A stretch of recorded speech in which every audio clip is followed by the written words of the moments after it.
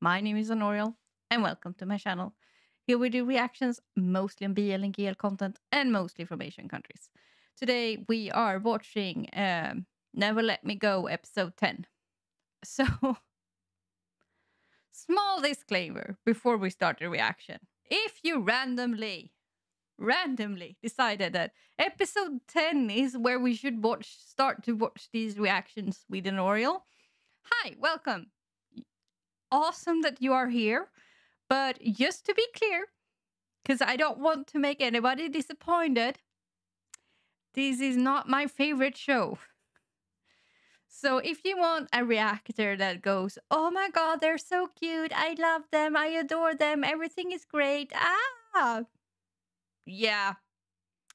not here, sorry. I advise you to click on another video. Find another reactor. If you want someone who tries to analyze, talk about why we don't like it, what we feel is disconnecting with us, what is not working, and why in a, not just I hate it type of way with,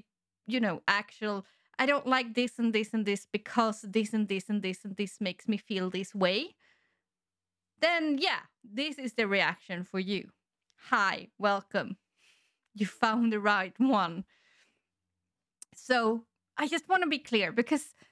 I know when I start to dislike a show, it happens from time to time. If I'm not super clear in like the first 2 minutes, people will not hear it. And then they will come at me in the comments and I'm going to be like, but I told you guys in the beginning. But yeah, so now we got that over.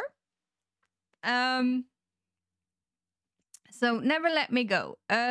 Yeah. As I said, not my favorite show. I never really connected with the characters, and I don't think I will because we're on episode 10. Something with the characters just never... I never connected with them, like, at all, to be honest. I found a lot of plot holes that drives me kind of crazy. Like, why even hire Palm as a bodyguard? His Nyeongdio's dad was shot at a street, open street, murdered by someone. And you think hiring a teenage boy is the way to go? Okay, yeah, you have the dad, the driver, but come on now. Hire a real freaking bodyguard. Like, I found it ridiculous that, Nongdio's family has thrown a lot of money at this school. They are known for being super influential, super rich, and like an entire wing of the school is named after Nongdio's dad or something like that. And the principal allows Nongdio to be bullied because she knows about the bullying. They have CCTV. They told us that they have CCTV.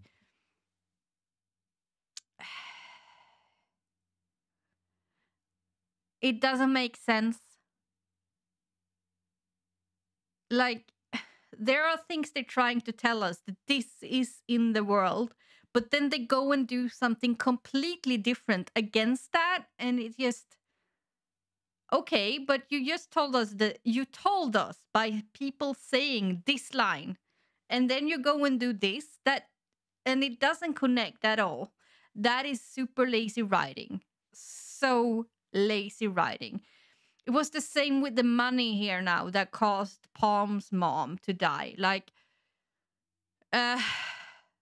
so Palm's dad and Palm planned this whole, if something happened and we have to take Nyeongdio out of Bangkok,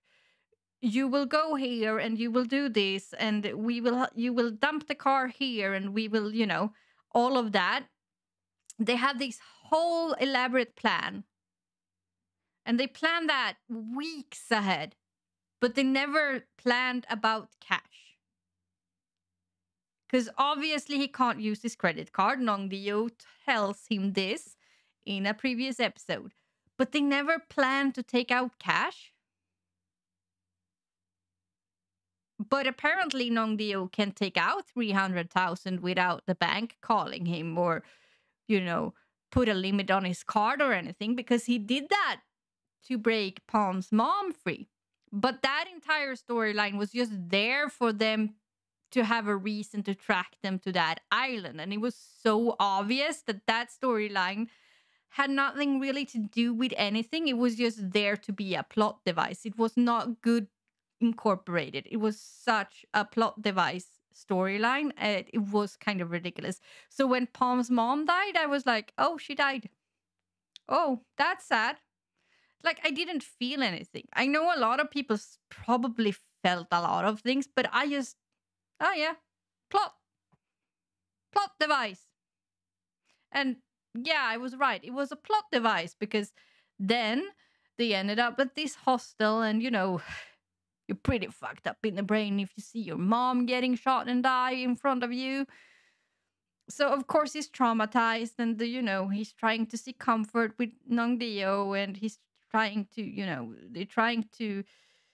get the whole forever, and he's begging Palm not to leave him and all of it. And then Palm leaves because, he feels like he has to protect, or Nong Dio leaves because he feels like he has to protect Palm. He feels like it's all his fault because he has survival guilt. And that actually makes sense. Like, how he reacted to the trauma with the whole seeking warmth and like trying to make out with Palm or whatever. Yeah, absolutely. When you go through that trauma, I don't see anything weird about that. Like, I don't think they actually had, sex, but I can definitely see Palm trying, because he's so numb. He just wants to feel something. I do get why Nong Dio left, because he suffers from kind of survivor's guilt, probably. Like, he feels like he has to protect Palm. He has to shield him. And this is the only way he knows, because he's a teenager. Like, come on. And he knows that he has to go back to Bangkok, and he doesn't want to put Palm in that situation because he knows it's going to be dangerous. And, he'd rather Palm just go to the fishing boat and live his life working on the fishing boat. I get that. That is actually the first reasonable thing that is happening in this series. I know a lot of people are upset about it, but, for me, that was the most reasonable thing. So, yeah. There you have a rundown of my problems with this series. I like the Chinese lessons, but even some of those have been wrong. So, we're taking that with a bit of salt. But yeah. Is it a bit of salt in English? That's a Swedish saying. A grain of salt. A grain of salt, right? You say a grain of salt in English. Yeah. Sorry. We say a pinch of salt in Swedish, I think. But it's a grain in salt in English. Language is confusing sometimes, especially when you know more than one. But yeah, anyway, let's dive in and see what we're gonna get this time. I will talk to you afterwards.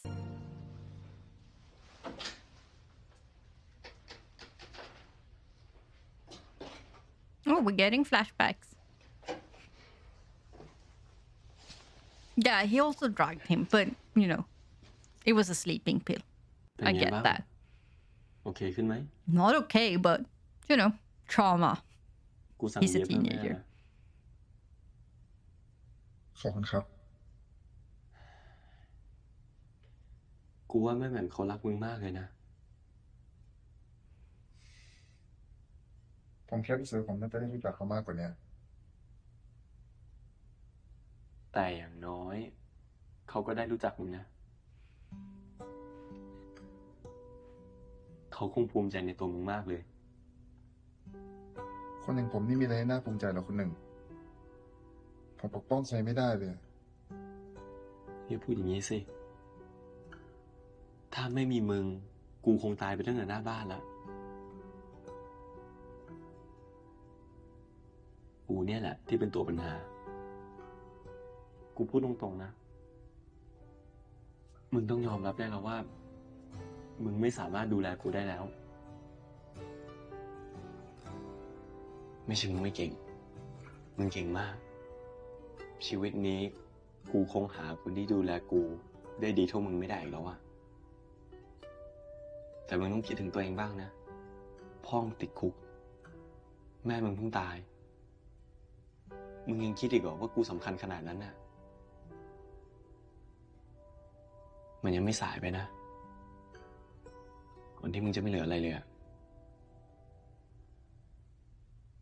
แต่ผมยังมีคุณหนึ่งไงครับ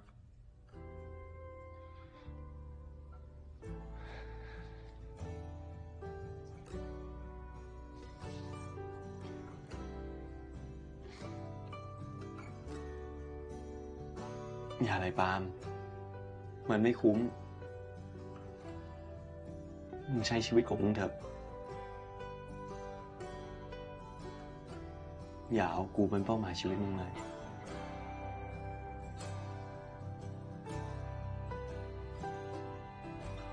กูยังอยากเห็นมึงทำตามความฝันมึงอยู่นะ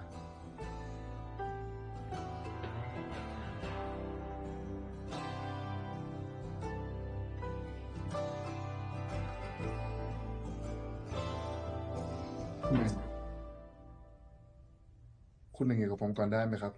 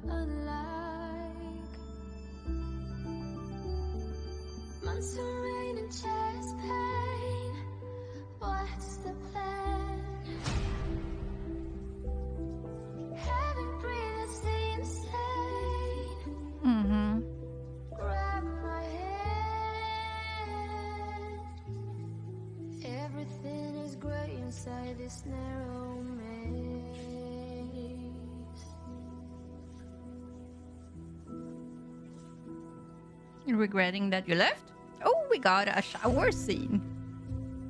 I think this the first shower scene in this series? We always have to have a shower scene. And product placement, of course.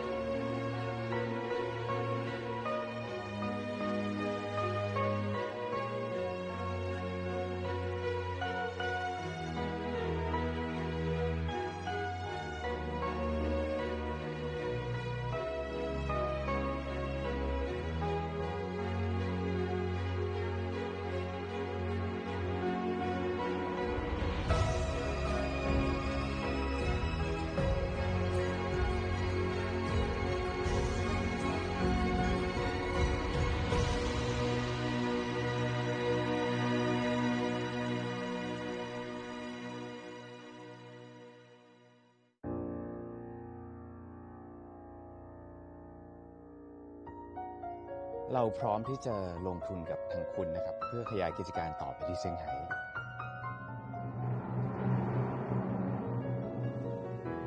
แล้วเราก็สามารถคุยดีลพิเศษกันได้ถ้าคุยกับผม He's gonna เพราะว่า ruin ตอนนี้ him. ผมคือคนที่ดูแลกิจการทั้งหมดของกิจตระกูลเมก Are you? 我们酒店跟他们那边就会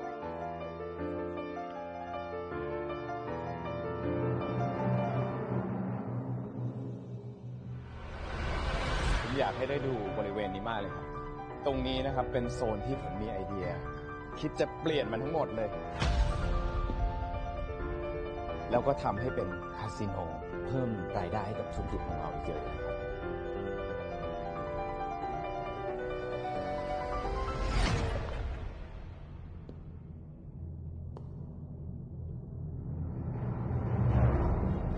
See, now we have proper bodyguards. Where were they before?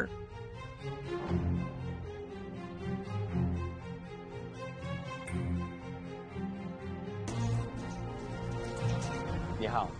我叫维义。你想跟我们酒店做生意吗？可以找我聊。请问你是哪位？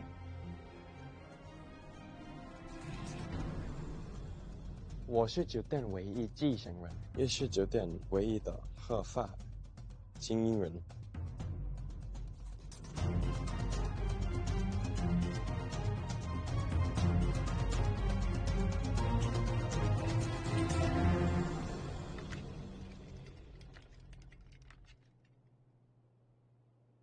นี่หนึ่งหายไปไหนมาให้คนตามหาไปทั่วเลยนะผมไปซ่อนอยู่ในที่ที่ปลอดภัยครับแต่ตอนนี้ผมรู้แล้วว่าไม่ว่าผมจะไปซ่อนที่ไหนไม่มีที่ไหนปลอดภัยเพราะคนที่จะฆ่าผมเนี่ยไม่ยอมปล่อยผมไว้แน่เฮ้ยถ้ามันอันตรายขนาดนี้ทำไมหนึ่งไม่มาหาล่ะ Because you ช่วย are the ดู one. แลหนึ่งได้นะเราเป็นครอบครัวเดียวกันผมกลัวรบกวนครับอีกอย่างพ่อผมสอนไว้ว่าให้พึ่งพาตัวเอง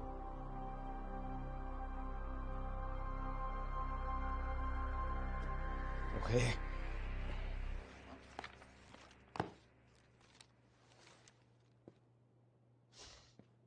อากิจครับหลังจากนี้ไม่ต้องมาทำงานที่โรงแรมแล้วก็ได้นะครับผมเกรงใจเดี๋ยวผมจะมาดูแลทุกอย่างเองจนกว่าแม่จะฟื้นนี่หนึ่งมาอยู่ดีๆหนึ่งจะพูดอย่างนี้ได้ไงธุรกิจโรงแรมไม่ใช่ของเล่นนะแล้วถ้าหนึ่งทำมันพังขึ้นมาเกียรติตระกูลเมธีจะไม่เหลืออะไรเลยนะผมรู้ครับแต่ผมก็อยากลองเดี๋ยวผมจะไปหาทีมที่ไว้ใจได้มาทำเองแล้วจะไปหาใครอีกทำไมหนึ่งไม่ให้ช่วย Because you're trying to kill me. ขอบคุณสำหรับความหวังดีของนะครับแต่ไม่เป็นไรผมทำเองได้อีกอย่างที่นี่เนี่ย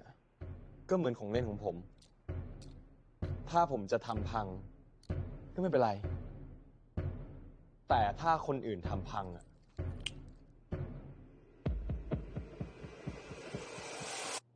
ผมไม่ปล่อยไว้แน่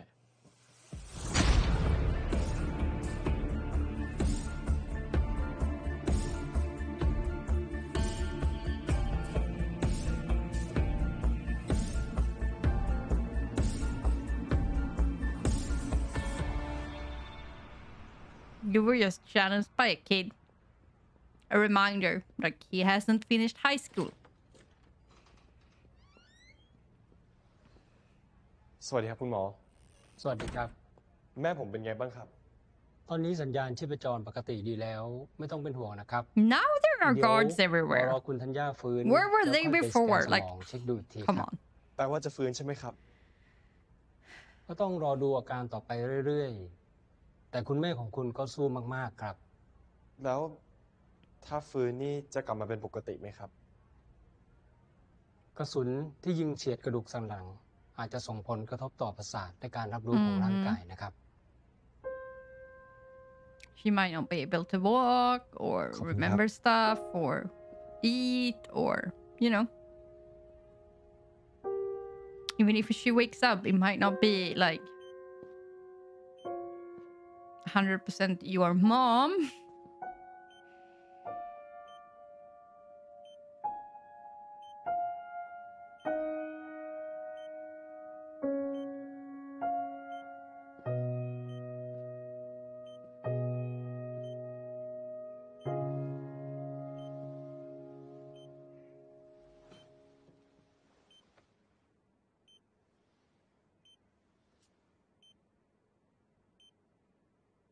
แม่ เป็นไงบ้างหนึ่งกลับมาแล้วนะ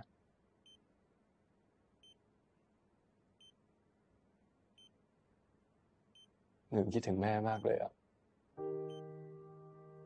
หนึ่งมีเรื่องที่อยากจะเล่าให้แม่ฟังเยอะมากเลยอะตอนเนี้ยไม่ว่าหนึ่งจะไปอยู่กับใครอะหนึ่งก็ทำพวกเดือดร้อนไปหมดเลยอ่ะ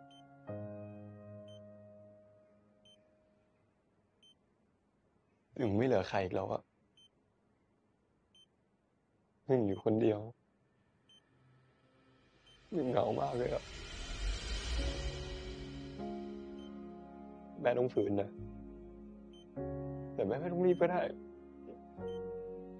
หนึ่งรอได้อะแม่นอนให้หายดีก่อนแล้วค่อยฟื้นนะ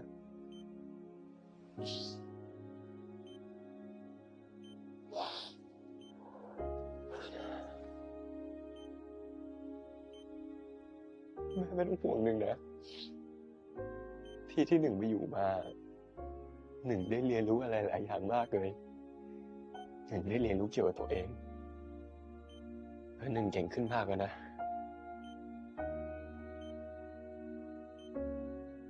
หนึ่งจะไม่ยอมให้ใครมาทำลายครอบครัวเราได้อีกหนึ่งกลับมาดูแลทุกอย่างแล้วนะ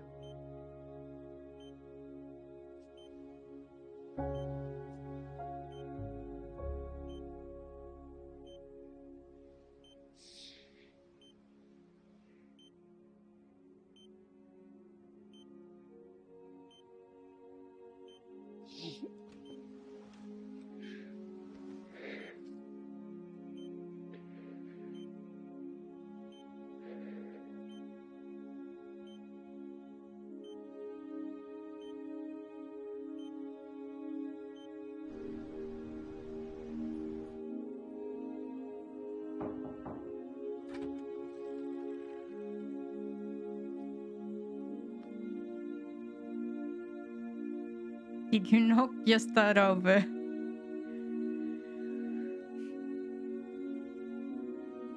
like what you always did? Guess so.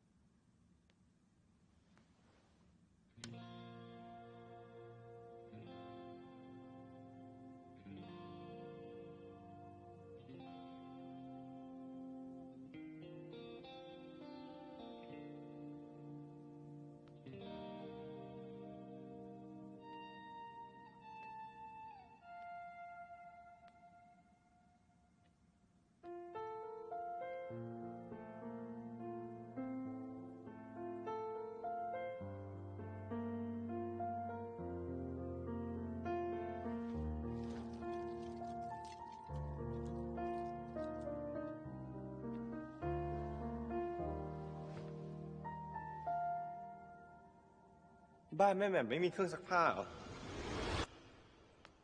ดีครับ แต่ว่าพอเครื่องซักผ้าเสียก็เลยต้องมาใช้มือแบบเนี้ย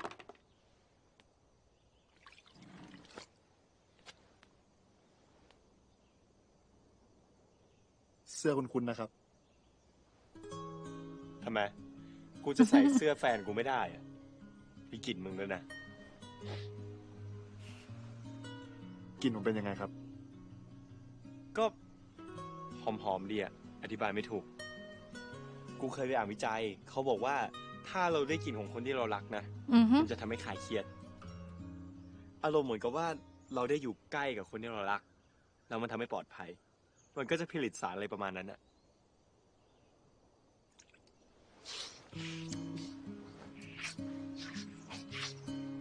คุณหนึ่งก็หอมเหมือนกันนะครับ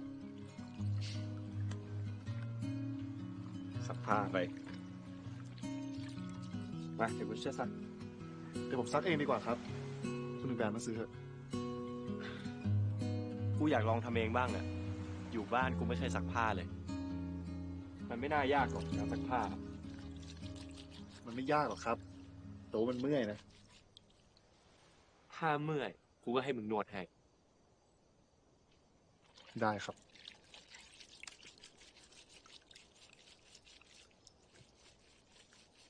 คุณหนึ่งครับ ซักอย่างเงี้ยมันจะไปสะอาดได้ยังไงมา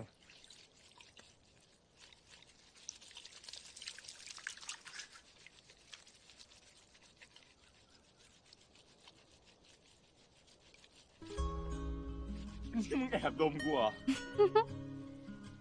ก็กินคุณหนึ่งอะทำให้ผมหายเครียดได้เหมือนกันนะ ได้งั้นมึงดมผงซักฟอกไปก่อนแล้วกัน เอาคุณหนึ่งเพื่อนเลยเนี่ย อย่านะ มึงอย่านะ Like, these are the scenes I needed to start to believe that they were actually in love. But before this, I only saw attraction, and attraction is not love, ก็ people. เอาไป คุณหนึ่งเพื่อน ซักผ้าไปครับเอามึงเอาเลยมึงเช็ดเลยเสื้อมึงอะ I should seriously print that on like a coffee mug or something for my reactions, because we say it enough on this channel.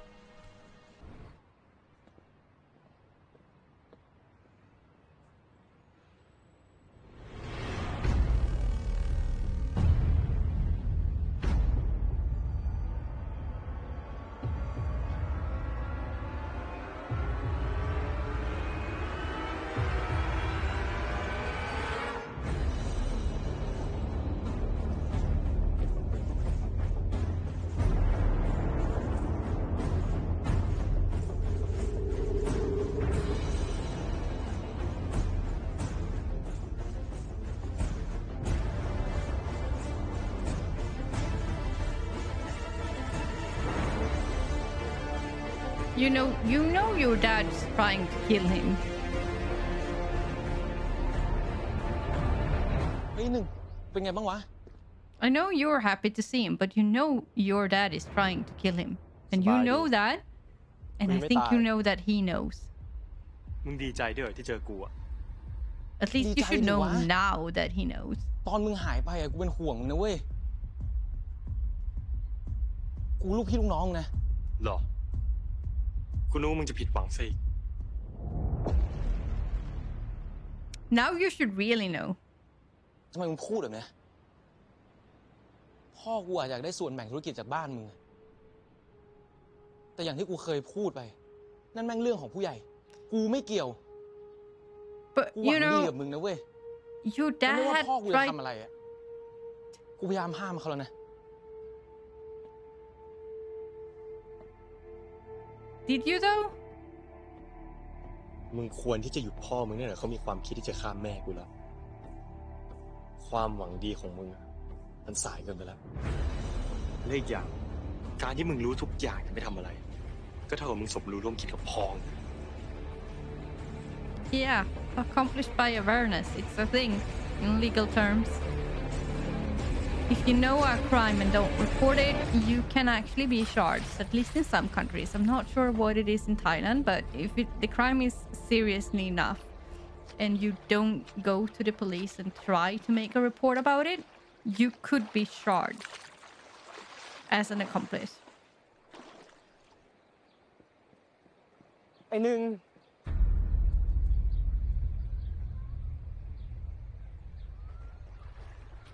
You're swimming in the pool? I guess you're missing palm. pool. Well, มาแกล้งกูอีกเหรอ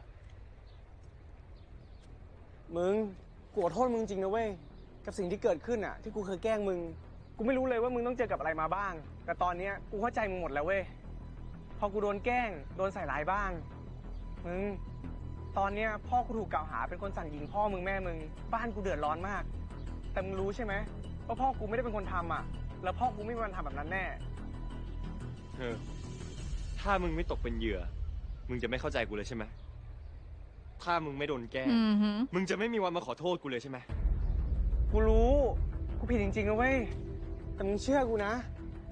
มึงช่วยกูด้วยนะช่วยไปยืนยันกับตำรวจหน่อยช่วยบอกเขาว่าพ่อกูไม่มีส่วนเกี่ยวข้องกับเรื่องนี้จริงๆบ้านกูไม่เหลือใครแล้วอ่ะมึงช่วยกูด้วยนะกูขอร้องนะช่วยกูด้วยนะหนึ่งกูขอร้อง I mean, he's probably gonna try and help you because he wants to capture the real person behind it, but I don't think he will say yes just because you're begging. มึงลุกขึ้น He has his own motives to try and fix it, you know? กูรู้ว่าพ่อมึงไม่ได้ทำไม่ต้องห่วงเขาไม่ติดคุกแน่นอน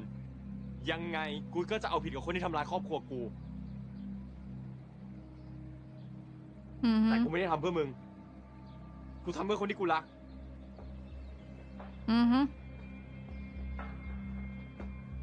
กูยกโทษให้มึงได้แต่คราวหลังอ่ะอย่ารอให้ตัวเองตกเป็นเหยื่อก่อนถึงจะรู้ว่าการบูลลี่อ่ะมันไม่ควรทำ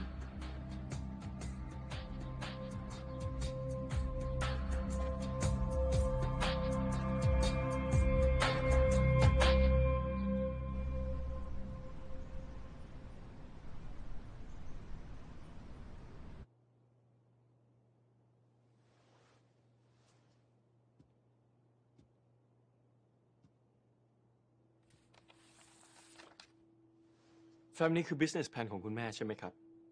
ใช่ครับคุณหนึ่งเดียวคุณธัญญาท่านวางเอาไว้ว่าจะเพิ่มเติมบรรยากาศชั้นดาดฟ้าเพิ่มนะครับแล้วก็ว่าจะทำคาเฟ่เล็กๆริมสระว่ายน้ำด้วยนะครับเป็นจุดให้คนมาเช็คอินนะครับท่านบอกว่าอยากให้โรงแรมของเราเนี่ยดึงแขกวัยรุ่นได้มากขึ้นครับไม่อยากให้โรงแรมของเราเนี่ยดูโบราณจนเกินไปครับเดี๋ยวผมกลับไปศึกษาก่อนถ้ามีไอเดียอะไรเพิ่มเติมค่อยมาว่ากันผมมารับหน้าที่นี้แทนคุณแม่จนกว่าเขาจะหาย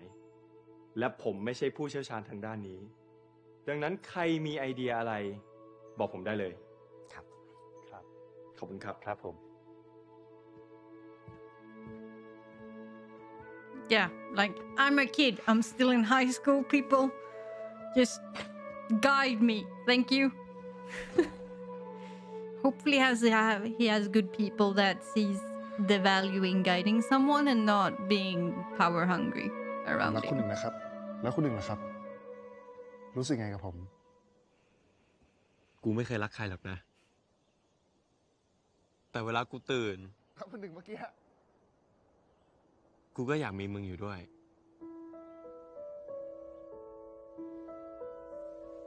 เวลากูหลับกูก็อยากมีมึงข้างๆกูอยากมีมึงอยู่กูตลอดเวลา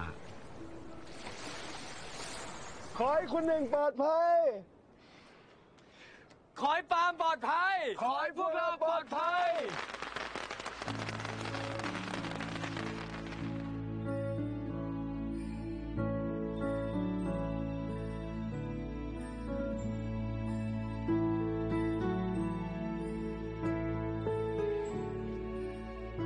มึงบูอ่ะเขาให้ค่าจ้างกูที่กูเล่นเปียโนด้วยนะกูจะไปซื้อโทรศัพท์ใหม่แฟนผมเก่งที่สุดเลยครับ Yeah, and why didn't they,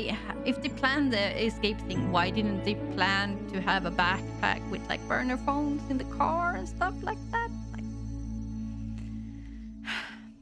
สวัสดีครับสวัสดีครับ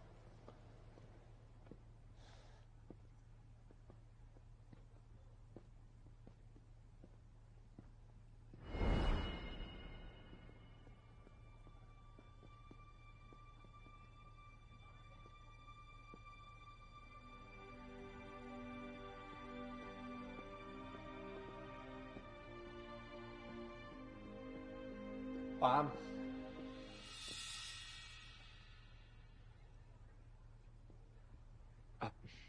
ขอโทษครับถ้าคนผิด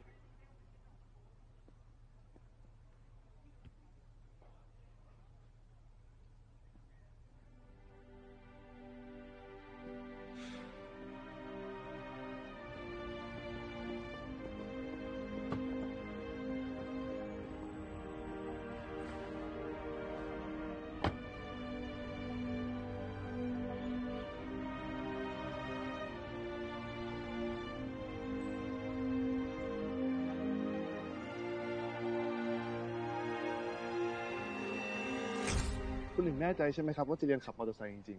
ๆ แน่ใจสิ เวลาไปไหนมาไหนจะได้สะดวก คุณหนึ่งบอกผมก็ได้ไหมครับ ผมเป็นแฟนคุณหนึ่งนะ ก็แฟนคุณเนี่ยอยากขับให้คุณบ้างไง และอีกอย่างเวลาไปตลาดตอนเช้านะกูจะได้ไม่ต้องปลุกมึง แล้วก็ถ้ากูจะไปหาดกูไปคนเดียวได้ แน่ อย่างนี้คือจะหนีเที่ยวใช่ไหมครับ ฮะถ้าผมไม่สอนนะ โอ้ยโอ้เฮ้ยไปไหนอ่ะเฮ้ยกลับมาก่อนงอนขนาดนี้เลยเหรอ เฮ้ยอยากห่วงวิชาสิสอนหน่อยยิ้มหน่อยยิ้มมายิ้มเห็นไหม โอเคครับ โอเค ผมสอนคุณหนึ่งก็ได้ครับยังไงผมก็ต้องสอนอยู่แล้ว โอเคยังไงนะ คุณหนึ่งอย่าลืมสตาร์ทปึ๊บเอาขาตั้งขึ้นครับ แล้วก็ลองสตาร์ทดูด้วยใช่นะครับคุณหนึ่งดีครับ คุณหนึ่งเร็วมาก บอกแล้วไงว่าปูหัวไวไปขึ้นเลย ขึ้นเลยใช่ไหม มึงซ้อนเลยก่อนแน่นๆนะ ขึ้นแล้วนะครับคุณหนึ่งบิดช้าๆนะครับ อย่าขับเร็วนะ ก่อนกูแน่นๆนะโอ้โหอย่างนี้ก็แน่นเกิน ผมว่าคุณหนึ่งขี่มอเตอร์ไซค์เองก็ดีเหมือนกันนะครับ ผมจะได้หาเรื่องเกาะคุณหนึ่งตลอดเวลา มึงอย่ามาหวานตอนนี้ได้ไหมเดี๋ยวพาลงคู่เลย โอเคครับ งั้นคุณหนึ่งก็โฟกัสข้างหน้าไปนะผมเชื่อในตัวคุณหนึ่งเก่งแล้วนะครับ Believe you when you say that this is never gonna change.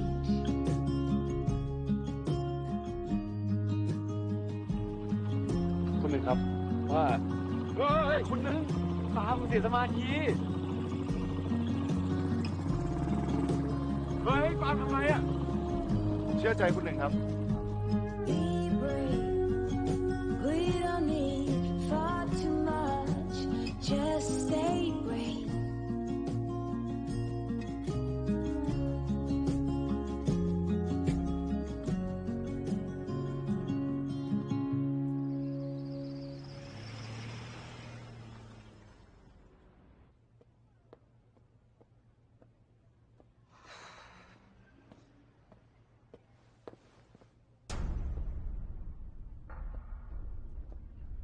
ผมหาหนึ่งเดียวครับ คุณหนึ่งเดียวขออยู่คนเดียว แต่นี่มันห้องชมรมดนตรีของโรงเรียนนะครับ งั้นก็รอให้คุณหนึ่งเดียวเล่นเสร็จก่อนแล้วกัน Mm-hmm. Sorry, Ben.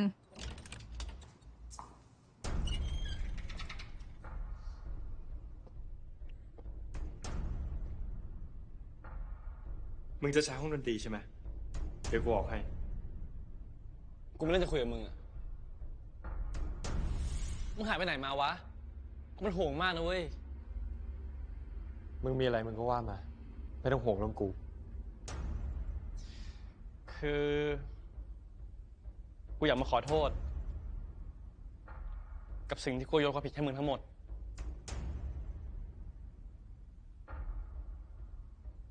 แค่นั้นใช่ไหม งั้นกูถามกลับ มึงมาขอโทษเพื่อมาขอโทษกู หรือเพื่อตัวเอง เพื่อมึงจริงๆ แต่ไม่ว่ามันจะยังไงอะความรู้สึกของกูที่มีให้มึงตอนนั้นมันดีจริงๆนะ แต่เพราะความขี้ขลาดของกูเว้ยที่ทำให้กูทำสิ่งแย่ๆลงไป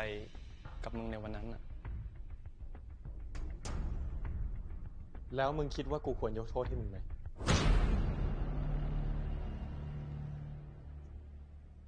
สำหรับกู มึงคือคนเหี้ยคนหนึ่ง มึงทำให้กูไม่ไว้ใจใครที่เข้ามาดีกับกูอีกเลย Because he already had trust issues. And he told you about them. คือกูเข้าใจ ถ้ามึงจะไม่อยากคุยกับกู แต่อยากให้รู้ว่า กูรู้สึกผิดจริง ถ้ามันมีอะไรที่กูสามารถทำให้มึงเพื่อทดแทนสิ่งเหี้ยๆที่กูทำกับมึงไว้อะมึงบอกกูได้เลยนะเว้ยกูพร้อมเสมอ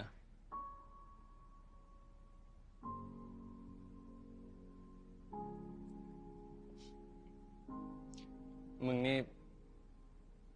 เปลี่ยนไปเยอะนะแต่ยังไงกูก็ดีใจที่มึงกลับมานะ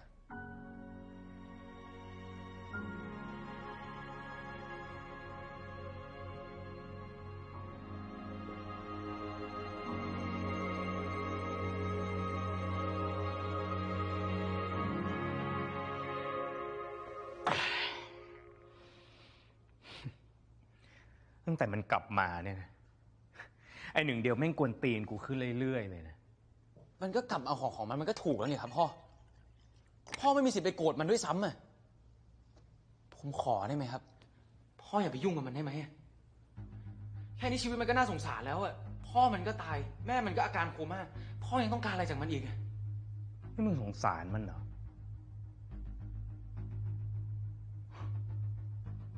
มึงอยากให้กูหยุดใช่ไหม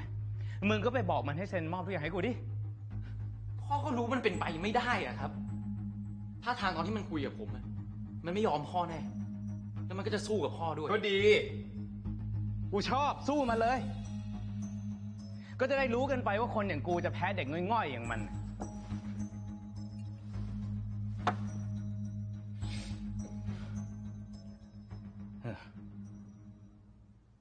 แล้วนี่เพื่อนมึงคนที่มันมาบ้านเราวันก่อนชื่ออะไรนะเบนเหรอมันเป็นใครแค่เพื่อนผมครับสนิทกันไม่ได้สนิทพ่อถามไหมก็วันนั้นที่มันมากูสงสัยว่ามันจะได้ยินตอนที่กูคุยเรื่องไอ้หนึ่งเดียว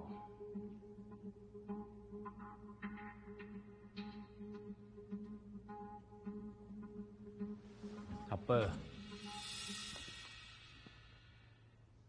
นี่มึงไม่เคยบอกเรื่องอะไรของกูให้มันฟังใช่ไหม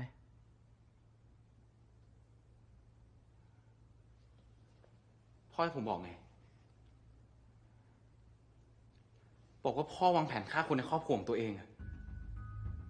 พ่อคิดว่ามันน่าภูมิใจมากครับที่มีพ่อโลภอยากได้ของคนอื่นทุกอย่างทำทุกอย่างได้ไม่ต้องฆ่าหลานตัวเองพ่อคิดว่าผมจะเดินไปบอกว่าพ่อผมเป็นฆาตกรอะ At least you know it.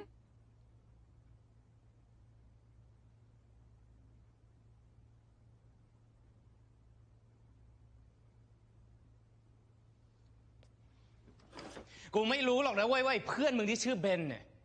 สำคัญอะไรกับมึงแต่ดีแล้วที่มึงไม่ได้บอกอะไรมันเพราะมึงก็รู้ว่าใครที่ขัดขวางความเจริญของกูอะกูไม่เอามันไว้แน่ I mean, you're not even safe, probably. Because that was a direct threat to you, too. Will he kill his only child? Probably. คุณหนึ่งมาได้ยังไงครับเนี่ยผมมาช่วยลุงนนท์ครับผมรู้นะว่าลุงนนท์โดนใส่ร้ายอ่ะผมไม่เชื่อหรอกว่าลุงนนท์จะทำร้ายครอบครัวผมได้ขอบคุณนะครับที่เชื่อผมคุณหนึ่งแต่ว่าคุณหนึ่งออกมาแบบนี้มันจะไม่ปลอดภัยแล้วนะครับแล้วไอ้ปาล์มนะครับไอ้ปาล์มมันอยู่ไหนทำไมไม่มาดูแลคุณหนึ่งครับตอนนี้ผมสั่งให้ปาล์มซ่อนตัวครับตำรวจอ่ะเขากำลังตามล่าปาล์มเหมือนกันถ้าเขาลุงนนท์เข้าคุกได้อะผมว่าปาล์มก็ไม่รอดฮะ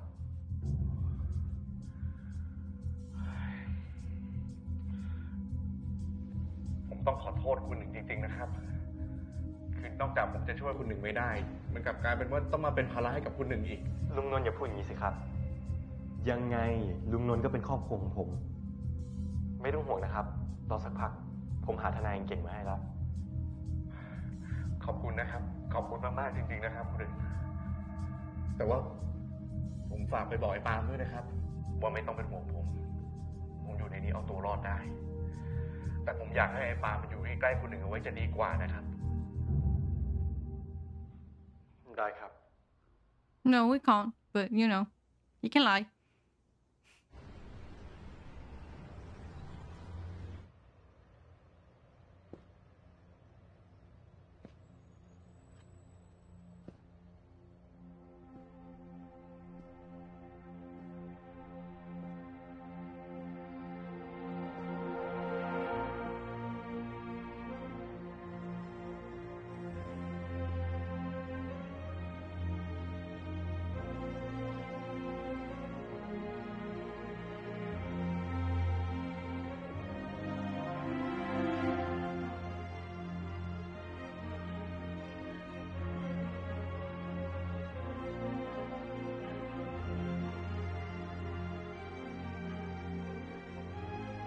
มึงดูแลกูได้เหรอ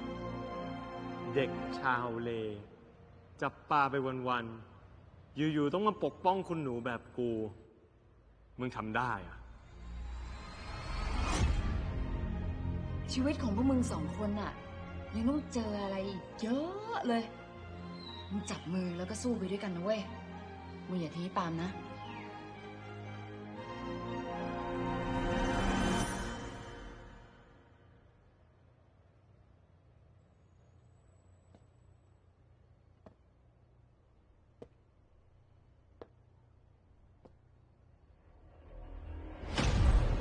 Hello, Palm.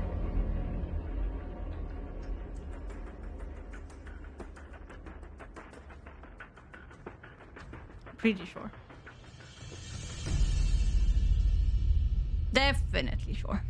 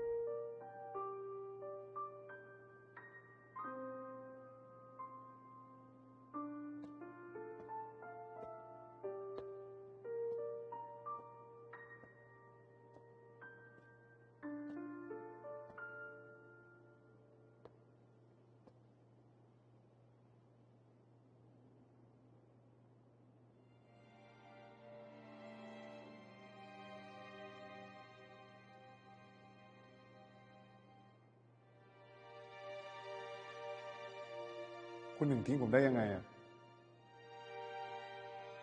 มึงมาทำไมกูอธิบายทุกอย่างไว้ในโน้ตแล้ว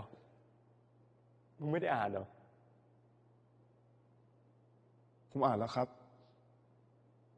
ผมอยากจะมาฟังจากปากคุณหนึ่งเองมากกว่า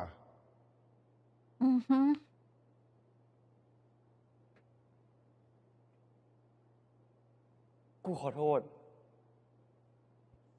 กูไม่อยากทำให้ใครเดือดร้อนอีกแล้วพ่อมึงแม่มึงยังจะมาเสี่ยงชีวิตเพื่อกูทำไมมึงไปใช้ชีวิตของมึงเถอะปาล์มแต่ชีวิตของผมก็คือคุณหนึ่งไงพอแล้วกูมีบริการแล้วเดี๋ยวกูช่วยนุ่งนนท์ออกจากคุกแล้วกูให้เงินมึงก้อนหนึ่งมึงเอาไปเริ่มต้นชีวิตใหม่แล้วมึงไม่ต้องกลับมาอีกคิดจะไล่คุณออกจากชีวิตด้วยการเอาเงินฟาดหัวอย่างนี้เหรอนี่เหรอที่วิธีคนรวยเขาทำกันอ่ะที่เราเคยอยู่ด้วยกันที่เราเคยทำทุกอย่างด้วยกันมาเนี่ยมันไม่เคยมีความหมายเลยใช่ไหมมันมีความหมายกับกูมากมึงเชื่อกูมันคือช่วงชีวิตที่ดีที่สุดของกูเลยอยากเก็บมันไว้กูอยากให้มึงมีชีวิตต่อกูอยากให้มึงมีความสุขแต่ความสุขของผมอ่ะก็คือการที่ได้อยู่คุณหนึ่งไงทำไม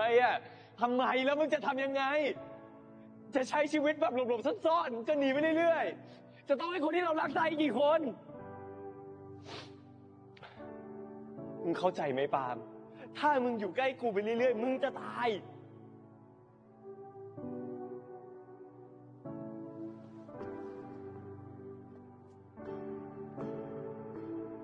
ผมปล่อยให้คุณหนึ่งจัดการเรื่องนี้คนเดียวไม่ได้หรอกครับคนที่มันทำกับเราสองคนแบบเนี้ยมันต้องรับผิดชอบ True ผมจะไม่ปล่อยให้คุณหนึ่งหนีผมไปอีกต่อไปนี้ถ้าเราจะสู้เราก็ต้องสู้ด้วยกัน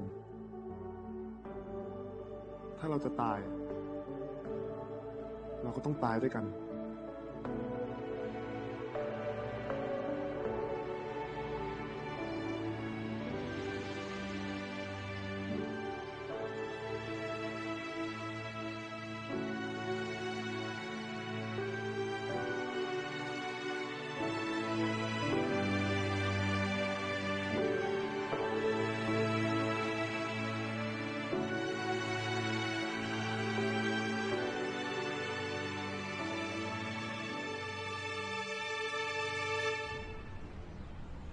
someone was watching them, I'm guessing, because of the camera angle.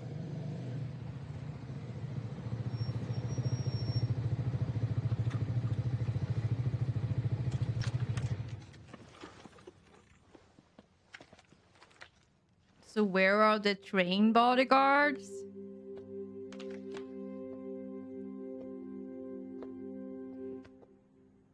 มึงมาถึงนานยัง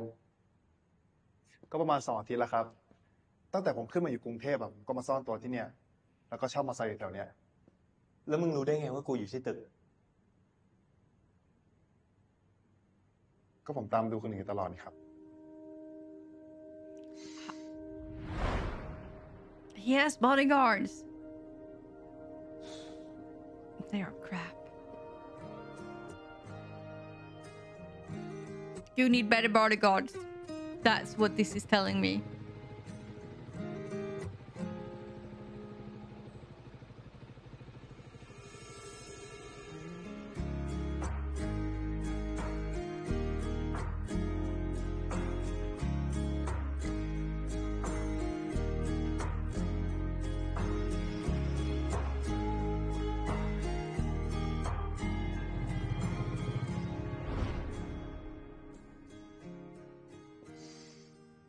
มึงนี่ดื้อเนาะ ไม่เคยทำตามที่กูขอเลย แล้วมึงรู้ไหม มึงมาคนเดียวมันอันตรายนะ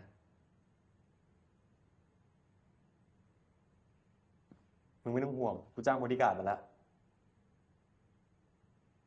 ผมว่านะ คงไม่มีใครดูแลคนอื่นได้ดีเท่าผมหรอกครับ ปาล์ม กูจริงจังนะ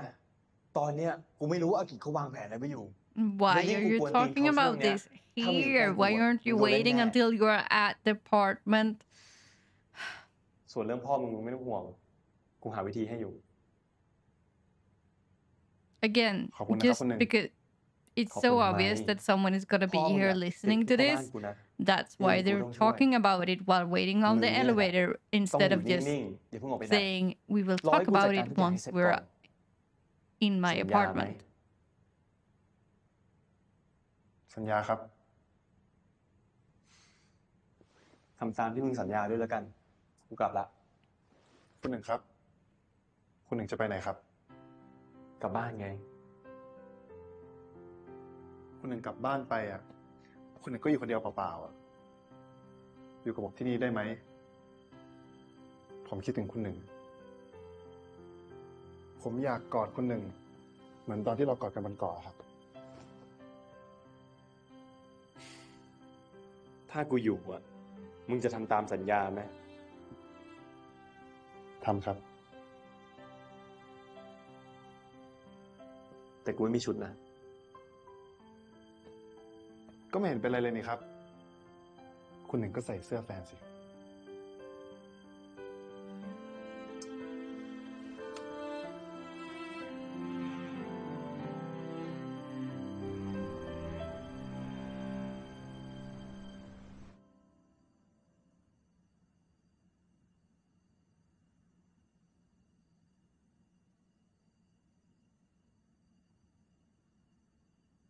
Oh, someone wasn't listening. My God. But I still don't get why they were like.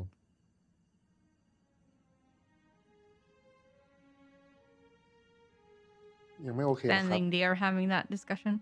ผมก็ยังคิดถึงแม่แหม่มอยู่ and not here.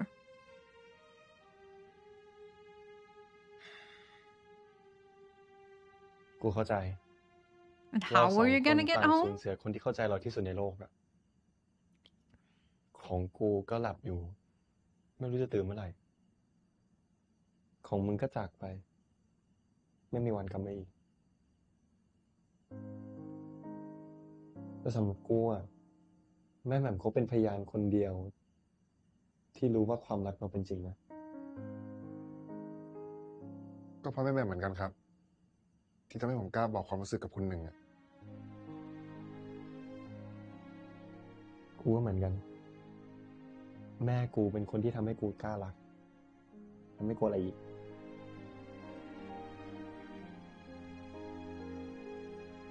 คุณหนึ่งครับ ตอนนี้เราไม่ได้อยู่ด้วยกันที่เกาะแล้วอะ เรายังเป็นแฟนกันอยู่ไหมครับ อยู่ที่ใจมึงอะตอนนี้ใจมึงอยู่ที่เกาะหรืออยู่ตรงนี้อะ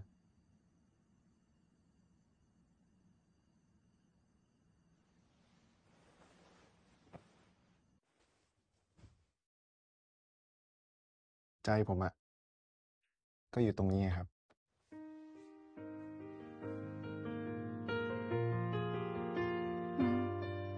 งั้นไม่ว่าเราจะอยู่ที่ไหนบนโลกครับ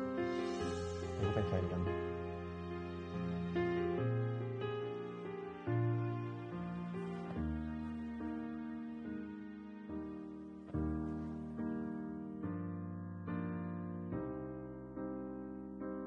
ผมให้คุณหนึ่งไปแล้วอะ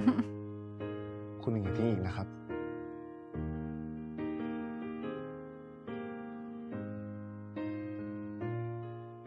ต่อจากนี้กูจะไม่มีวันทอมอีกเลย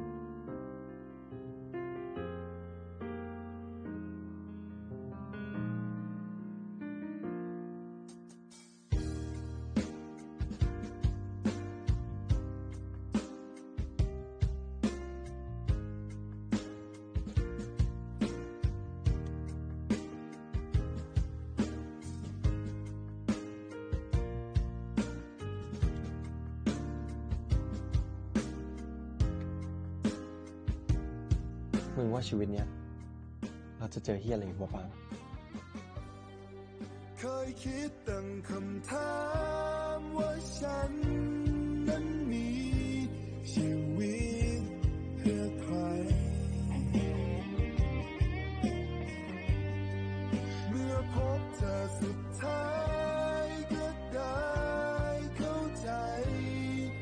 ยอมตายได้เพื่อเธอหนึ่งชีวิตของฉันมีค่าแค่ไหนหนึ่งหัวใจที่ฉันให้เธอไปก็คือคำตอบนั้นหนึ่งเดียวที่จะให้ไว้หมดเลยหมดทั้งหัวใจ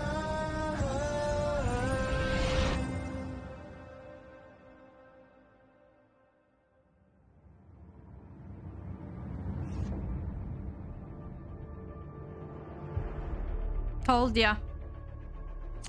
That angle was just, yeah. So is he gonna kidnap Paul now? Probably.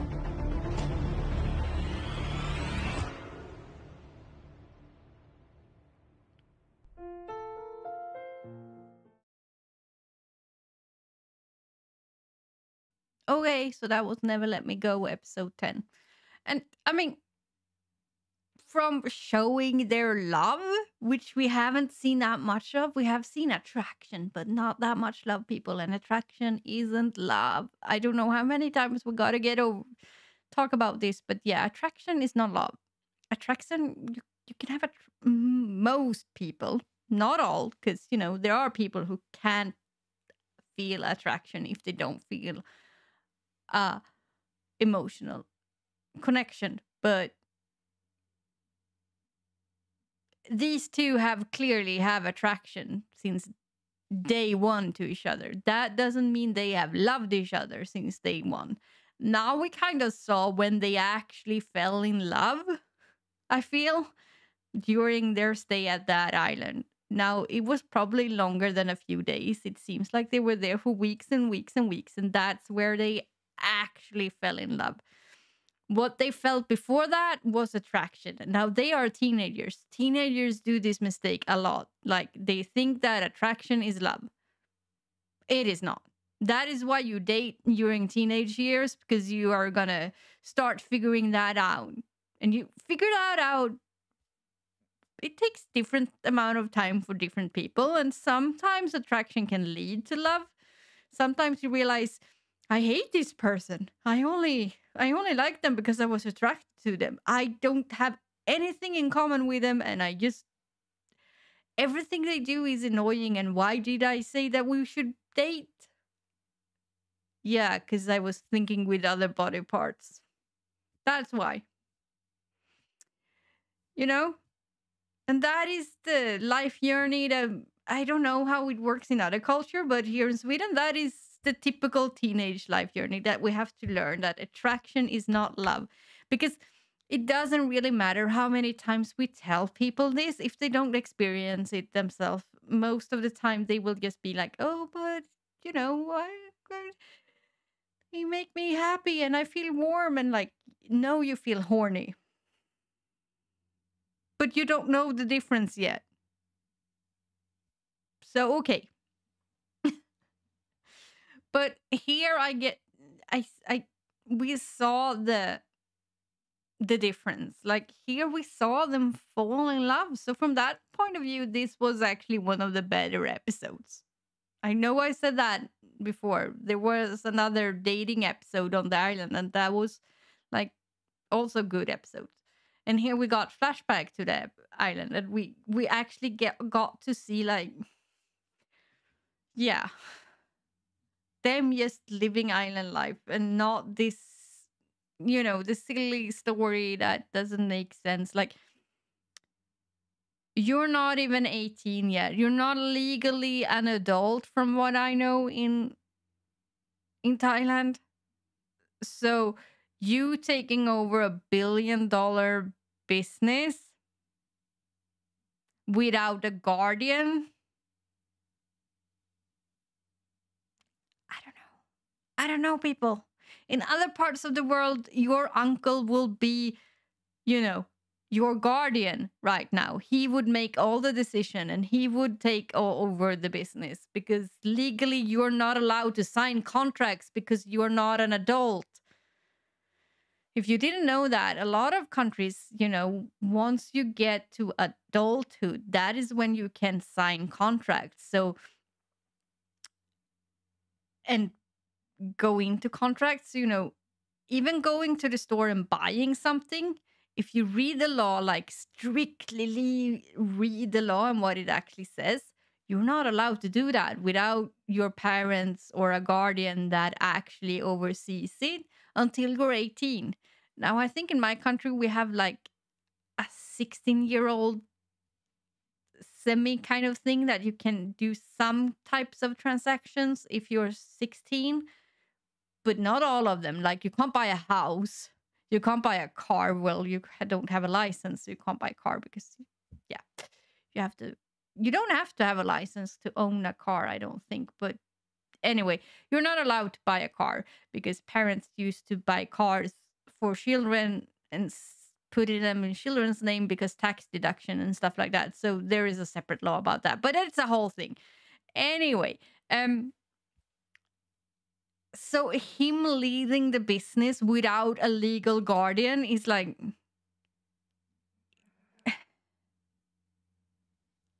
what? You're in freaking high school, dude. That would not, you know. I give up. Like, my lawyer brain just hurt. It hurts so bad. The amount of hoops that would. Don't you guys have like a board? Shouldn't you be like, you know, do you have stock? If you're on the stock market, you need to have a board. What do they say? Like, and if you're not on a stock market, oh my freaking God, how did you manage that? Because, you know, you need raw capital to build stuff. Like,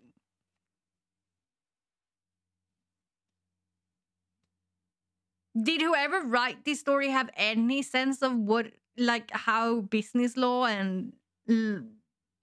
contract law and how a business actually works? Did they have any basic knowledge? Like,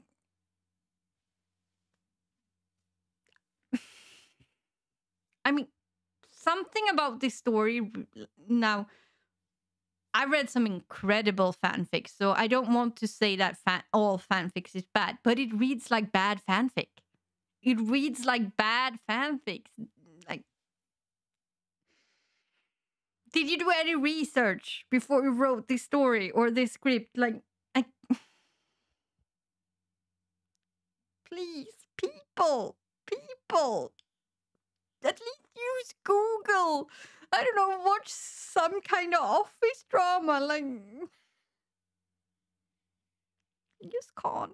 And now they had like a gazillion bodyguards all over the place. Why didn't they have that after the dad was killed? Like, I'm sorry, my it broke me. It broke me. It broke me. Yeah. As I said in the beginning, not my favorite story. Still not my favorite story. It broke me even more. I didn't think it was possible, but yeah. Still one of the better episodes, even if it was also one of the episodes that just broke me the most. But that was it. I will talk to you next time. Bye.